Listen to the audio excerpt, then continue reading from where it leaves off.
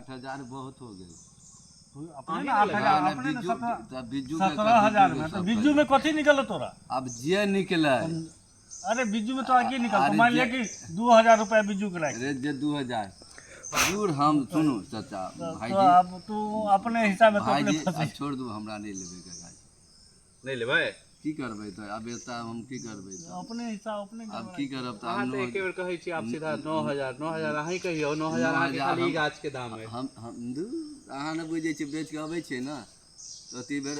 रहै छै 1-2 क्विंटल माला लबै छी 2,000 3,000 3,500 रुपया 2 क्विंटल के 9,000 जे छै खाली दुनू माला से निकल जात बेच के अहाँ के देब हम गारंटी कह दै छी आ अहाँ के हम कहब मार्केटो हम ले जाब तब लू अब बरसात है 3,000 बेच देत कठोतिया है 2,000 तब ज्यादा बिका जेतै। सुनू कठोतिया बाजार में नहीं आम को एके गो न सब बदली आम है जकरा दे अब ऐसन फड़ल है बताओ फड़लो ऐसन न फिर एक बेर अहाँ घूम के देख लिया दूर आब नहीं देखब बहुत हम कह दिली 9,000 अहाँ के घुच वाला बात नहीं 9,000 तो